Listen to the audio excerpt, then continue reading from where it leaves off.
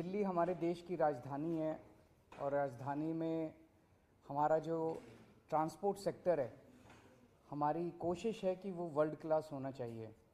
दुनिया के जो सबसे विकसित देश हैं, हमारे देश का ट्रांसपोर्ट सेक्टर, हमारे देश की राजधानी का ट्रांसपोर्ट सेक्टर उसके कंपेरेबल होना चाहिए। दिल्ली में ट्रैफिक बहुत ज़्यादा है। उसका एक बड़ा कारण है कि दिल्ली की सड़कों के ऊपर कार और स्कूटर बहुत हैं, प्राइवेट व्हीकल्स बहुत ज़्यादा हैं। अगर हमें कार और स्कूटर पे ट्रैवल करने वाले लोगों को पब्लिक ट्रांसपोर्ट पे लेके जाना है, तो हमें पब्लिक ट्रांसपोर्ट को कंफर्टेबल, सेफ और टाइम के अकॉर्डिंग चले, ये हमें इंश्योर सुनिश्चित करना होगा। सबसे बड़ा रेवोल्यूशन दिल्ली के ट्रांसपोर्ट सेक्टर में तब आया था जब दिल्ली में मेट्रो शुरू हुई थी। बहुत सारे ऐसे लोग जो मिडिल क्लास के लोग हैं, इवन अपर मिडिल क्लास के भी लोग हैं, उन लोगों ने अपनी अपनी गाड़ियां छोड़ के और मेट्रो से जाना शुरू किया। इससे दिल्ली की सड़कों पे काफ़ी व्हीकल्स की कमी आई थी। लेकिन धीरे धीरे over a period of time, अब मेट्रो को भी 22-23 साल हो गए, 25 साल हो गए, धीरे धीरे दिल्ली की सड़कों पे फिर से ट्रैफिक बहुत ज़्यादा बढ़ गया है। मेट्रो खचाखच भर गई हैं, जिसकी वजह से एक रिपल्सिव इफेक्ट है कि जिन लोगों ने मेट्रो में जाना शुरू किया था, मेट्रो में जगह नहीं मिलती, बैठने की जगह नहीं मिलती, खचाखच भरी रहती है, वो आराम नहीं है। सो वापस लोग अपनी गाड़ियों पे आ गए, वापस लोग अपने स्कूटर पे आ गए। दिल्ली में बसें हैं, दिल्ली की डीटीसी की बसें हैं, क्लस्टर बसें हैं। वो बसेस लोअर मिडिल क्लास तक इस्तेमाल करते हैं लोग। बसेस एसी बसेस भी हैं, लेकिन बसेस में सीट की कोई गारंटी नहीं है। वो वाला कंफर्ट नहीं है जो एक अपर मिडिल क्लास या मिडिल क्लास एक्सपेक्ट करता है। उसको देने के लिए एक स्कीम के ऊपर हम पिछले 4-5 साल से काम कर रहे हैं। प्रीमियम बसेस हम लाने की कोशिश कर रहे थे दिल्ली में। ये अपनी तरह का पहला एक्सपेरिमेंट है पूरे देश के अंदर। इस तरह की प्रीमियम बसेस पूरे देश में कहीं एक स्कीम के तहत कहीं नहीं चलाई गई हैं। इसको एक स्कीम बनाई है हमने, Delhi motor vehicles licensing of aggregate premium buses scheme, aggregator. तो प्रीमियम बसेस के एग्रीगेटर स्कीम हम लेके आ रहे हैं। ये प्रीमियम बसेस जो हैं ये कंफर्टेबल होंगी, 2x2 की बसेस होंगी, एयर कंडीशनड होंगी। इनके अंदर बसों में वाईफाई होगा, जीपीएस होगा, सीसीटीवी होगा, पैनिक बटन होगा और सीट की बुकिंग जो है वो ऐप बेस्ड या वेब बेस्ड होगी। कोई भी खड़ी सवारी अलाउ नहीं की जाएगी, आपको शर्तिया तौर पे सीट मिलेगी।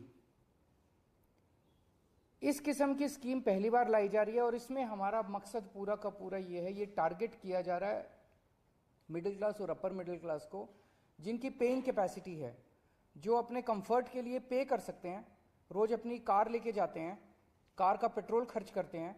लेकिन अगर उनको ऑप्शन मिलेगा कि एक बस है जो कि कंफर्टेबल है, तो हो सकता है, हम उम्मीद करते हैं कि बहुत सारे लोग अपनी कार छोड़ के और बसेस की तरफ शिफ्ट करेंगे। इसमें 3 साल से पुराना व्हीकल अलाउ नहीं किया जाएगा। जो बसेस लेके आएंगे वो 3 साल से पुरानी नहीं होनी चाहिए, सीएनजी होंगी। लेकिन 1 जनवरी 2024 के बाद की जो भी बस खरीदी जाएगी वो इलेक्ट्रिक व्हीकल होनी जरूरी है। इसमें जितनी बसें होंगी, बस की इसमें लाइसेंस दिया जाएगा एक एग्रीगेटर को और वो लाइसेंस फीस उसको देनी होगी। लेकिन जो इलेक्ट्रिक बसेस लेके आएगा उसकी कोई लाइसेंस फीस नहीं होगी। This is just to encourage that more and more people should come with electric buses. कोई भी बस जो है उसमें कम से कम 12 सीटें होनी चाहिए, 2x2 की कम से कम 12 हों, उससे ज़्यादा कितनी भी हो सकती हैं।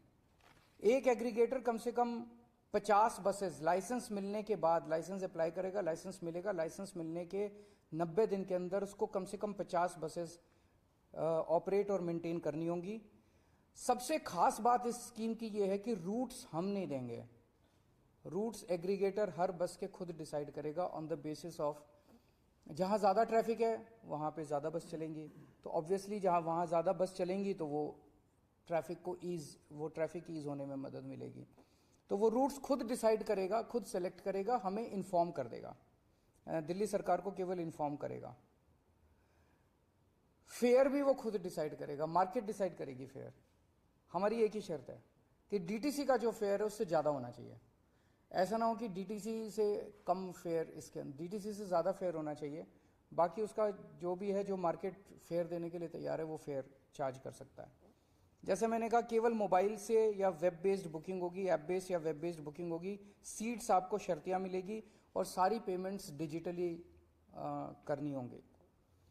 ये सारी बसेस, इनका एक लोगो और एक यूनिफॉर्म कलर कोड वगैरह हम कर रहे हैं, और बस के अंदर एग्रीगेटर जो है वो अपना एडवर्टाइज कर सकता है और उस एडवर्टाइजमेंट से बस के अंदर वो रेवेन्यू कलेक्ट कर सकता है। इस स्कीम को आज हम एलजी साहब के पास भेज रहे हैं। जैसा आप लोग जानते हैं, दिल्ली की जो एडमिनिस्ट्रेटिव व्यवस्था है, एलजी साहब को ये तय करना है कि वो इस स्कीम को राष्ट्रपति को रेफर करेंगे या दिल्ली सरकार को आगे बढ़ने की इजाज़त देंगे।